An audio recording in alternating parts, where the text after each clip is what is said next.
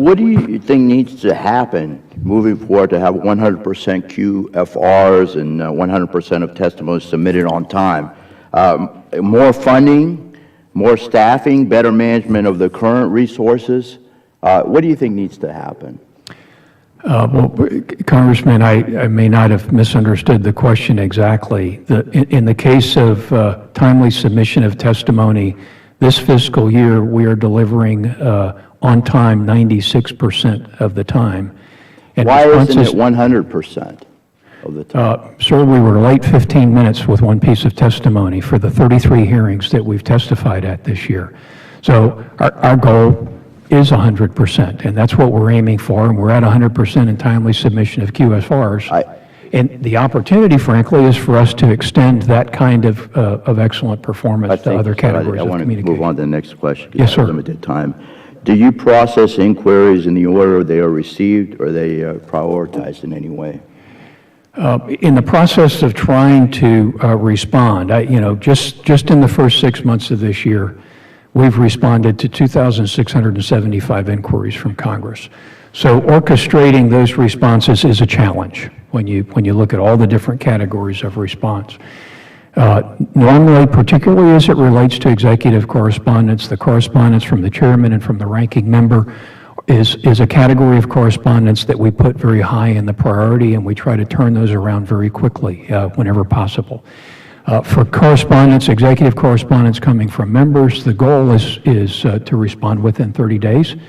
There are occasions when we should meet that standard, and I don't believe that we are. There are other occasions where the nature of the request is such that it's pretty clear fairly early on that it's going to take more than 30 days to respond. And I think what we owe the members of the committee and the staff is that we pick up the phone or send an email and we work out a time frame that makes sense for us to be able to provide a timely and complete response. All right, thank you. Yes or no, did you know that the average number of days of all requests pending are 143 days? I know it was mentioned here in the committee. Why 143 days? Why that long? I just don't understand that. Congressman, I'm not, are you referring to the number of days pending for the 96 items on Chairman Miller's list? I'm not sure the... Well, in other words, the average number of days, all requests pending, 143 days. That's my understanding. The committee says an average of 143 days for all inquiries pending. Congressman, I understand the frustration here. I am taking ownership and committing to improve response times. Maybe the 96 currently on the list. Okay. Address that issue. Yes, sir. I would tell you in the course of responding, say, for example, to the more than 2,600 inquiries that we've received this year, or the more than 8,600 that we've responded to over the last 18 months, many of those responses are turned around very quickly, very much within that 2-week or that 30-day standard. Well, thank you. Let me move on to the next question. Yes, sir. Did you know that there were 50 inquiries over 3 months pending? And why? Where I was going with the other answer, I'm gonna kind of keep going with this answer.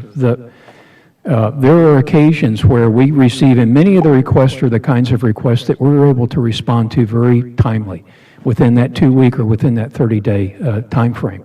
But there are requests that we receive that, by the nature of the request, the complexity of the request, will require extensive gathering of data, extensive analysis of the data, and review of the data to ensure that we're providing the right information to respond to the question. Okay, and those are of necessity going to require longer.